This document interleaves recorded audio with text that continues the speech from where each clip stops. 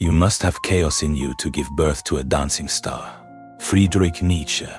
Have you ever had an idea that felt less like an inspiration and more like a possession? A melody that haunts your every waking hour. A story that demands to be written. A vision so blinding, it eclipses everything else, pushing you right to the edge of your sanity.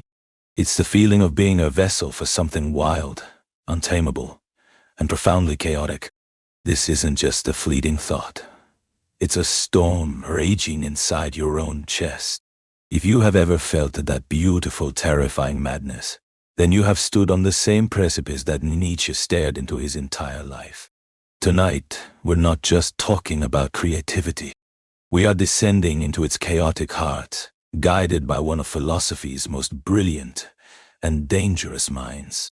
We'll explore the inner turmoil that fuels great art, the razor-thin line between genius and madness, and how you, right now, can learn to dance with your own inner chaos. To truly get what Nietzsche is saying, we have to go back to his first major work, via the birth of tragedy. In it, he introduces two primal forces he believed were in a constant, eternal war and collaboration inside the human soul and inside all great art.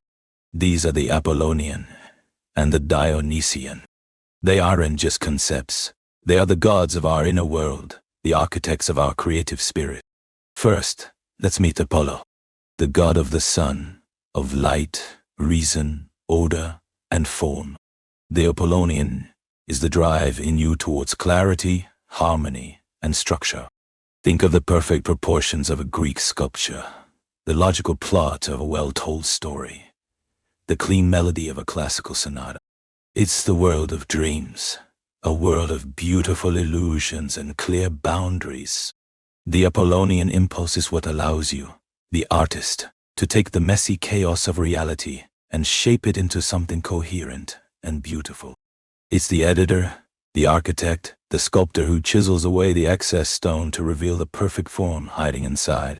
It's the part of you that makes outlines, that revises a single sentence 100 times, that practices scales on a guitar until they are flawless. Without the Apollonian, art would be nothing but raw, incomprehensible noise. It gives us the principium individuationis, the principle that lets us see ourselves as a distinct I, separate from the world.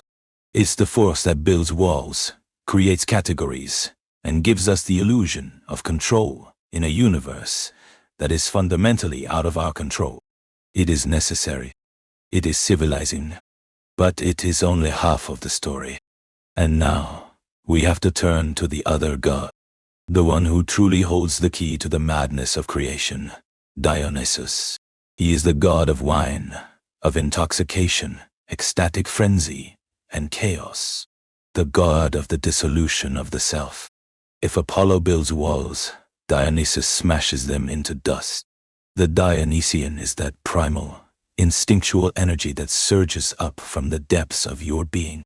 It is the raw, untamed power of life itself, a force that revels in passion, suffering, and the complete loss of your individual identity. It is the thundering roar of a rock concert, the wild abandon of losing yourself on a dance floor, the guttural scream of a blues singer pouring out their soul.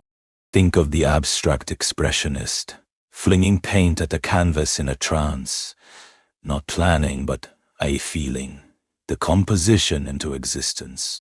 Think of the improv musician who closes their eyes and just lets the music flow through them, a conduit for something larger than themselves.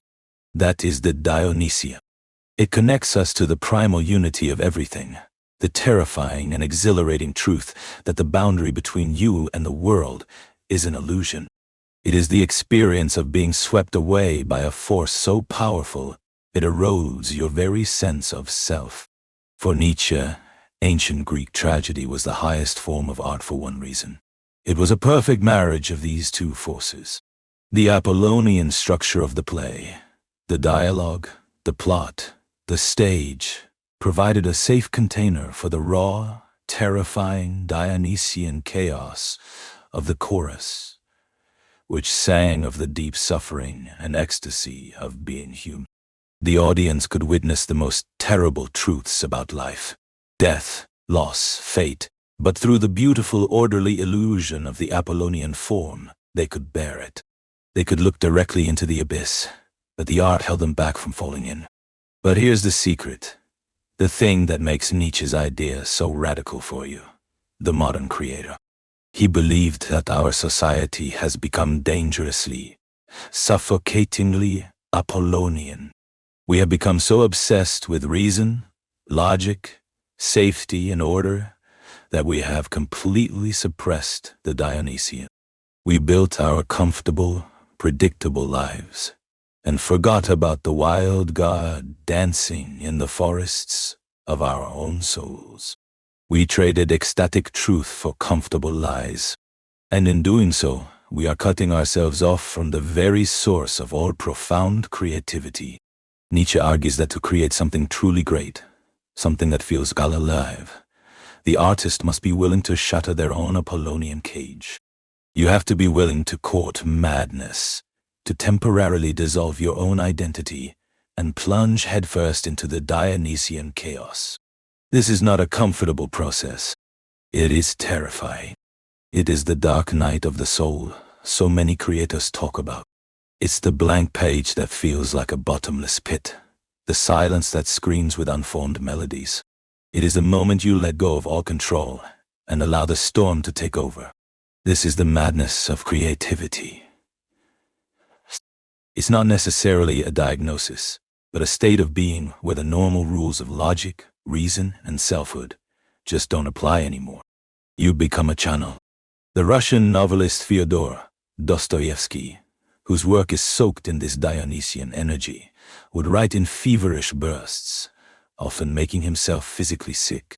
He delved so deeply into the chaotic souls of his characters that the lines between himself and them would blur.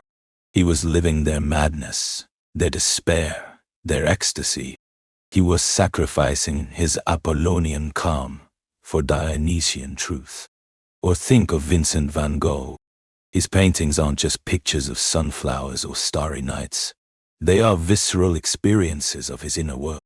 The swirling, frenetic energy in the starry night is pure Dionysian chaos, a vision of the cosmos alive with a terrifying, ecstatic force. And yet, the composition, the village, the cypress tree, the steeple, provides an Apollonian structure that makes the vision communicable. We see a man who lived perpetually in that tension, who let the Dionysian fire nearly consume him. And the result was an art that feels more alive than reality itself. So, what does this mean for you, sitting here right now? It means giving yourself permission to be messy.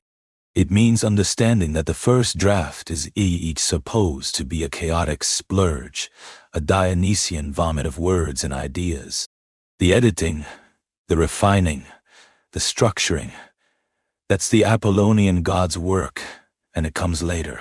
Too many of us try to invite Apollo to a party that was always meant for Dionysus. We try to edit while we create, to judge while we invent. And we end up strangling the creative impulse before it can even take its first breath. But there is a real danger here, and Nietzsche knew it. The tightrope walker in his book, Kethus, Spoke Zarathustran, is his ultimate metaphor for the creator. The artist, the philosopher, the one who seeks to go beyond the comfortable herd of humanity, is walking a thin rope over an abyss. On one side is the animal. On the other is the Übermensch, the overman, the self-mastered individual who creates their own values. The rope itself is the creative path, and the abyss below is madness, despair, and annihilation. To walk this rope, you cannot look down for too long. To stare into the Dionysian abyss without the grounding force of your Apollonian self is to be consumed by it. This is the tragic fate of so many brilliant minds who couldn't find their way back from the chaos. Think of Sylvia Plath, Kurt Cobain, or Alexander McQueen. They danced with Dionysus, but the god's embrace became a fatal one. They lacked a strong enough Apollonian vessel to contain the storm, and so the storm broke them. This is where another key Nietzschean idea saves us: the will to power. Now, this is maybe his most misunderstood idea, often twisted to mean a brutish desire to dominate others. But for the creator, the will to power is an internal force. It is the fundamental drive of all life to grow, to expand, to overcome obstacles, and to express its strength. For you, the artist, the will to power is the drive to take the chaos of your experience, your suffering, your joy, your confusion, and impose your will upon it, shaping it into a work of art. Your creative project is an act of will to power. You are not passively transcribing reality. You are actively creating a new one.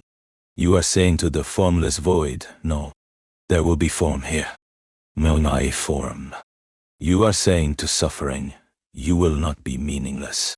I will transform you into beauty. This isn't arrogance. It's the deepest courage. It is the ultimate affirmation of life. You are taking the Dionysian pain and ecstasy, and through your Apollonian skill and will, you are giving birth to that dancing star. Think about the last time you felt truly, creatively stuck. That feeling of impotence, of being overwhelmed by the mess of your own ideas. Nietzsche would say that is a failure of your will to power. It's not that the Dionysian chaos is too strong. It's that your Apollonian will is too weak. The challenge isn't to silence the chaos. That would sterilize your art. The challenge is to strengthen your will, your craft, your discipline, so that you can face the storm and not be broken by it. You must become a strong enough container for your own madness. But how? How do we build this strength without becoming rigid?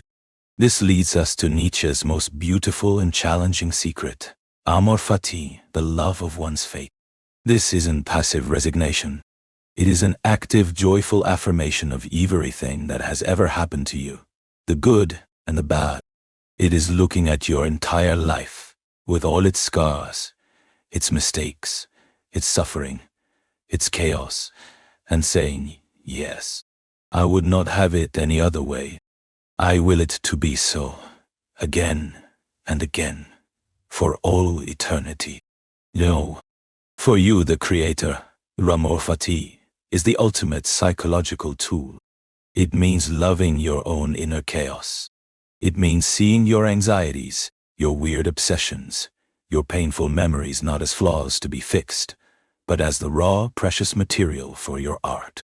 The Dionysian turmoil inside you is not a curse. It is your unique, unrepeatable fate. It is the very thing that gives your voice its power. To wish it away is to wish for your own creative death. So, the next time you feel that wave of creative madness, that Dostoevskian fever, that Van Gogh intensity, don't run from it. Don't try to medicate it or rationalize it away into neat Apollonian boxes. Instead, try practicing Amor Fati. Greet it like an old dangerous friend. Say to it, you're here. I know you.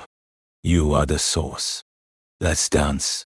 This is the tightrope walker's balance, having the courage to step into the Dionysian frenzy, the will to power to shape it, and the Amor Fati to love the entire terrifying, beautiful process.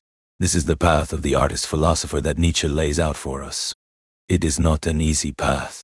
It demands everything. It demands that you confront the darkest parts of yourself, that you constantly overcome your own limits, and that you find joy not in comfort, but in the eternal struggle of creation itself. It is a call to live your life as a work of art, to take the chaos you've been given and forge it into something meaningful, something beautiful, a dancing star born from your own inner storm. So where does this leave us? We've seen the war inside us between Apollonian order and Dionysian chaos. We've learned that true genius requires a brave plunge into that chaos, walking the tightrope over the abyss of madness, driven forward by our creative will to power. And we found the secret to surviving that journey, Amor Fati, A radical love for our own fate, for our own chaos, for the very material that fuels our fire. If this journey resonated with you, if you've ever felt the pull of that beautiful madness, subscribe for more explorations into the heart of philosophy and what it means to be human. In our next video, we'll face a different kind of abyss, the silence of the universe, as we delve into Albert Camus and the profound freedom we can find in embracing the absurd. But for now, I'll leave you with this question to ponder in the comments below. In your own life, in your own work, how do you learn to dance with your chaos?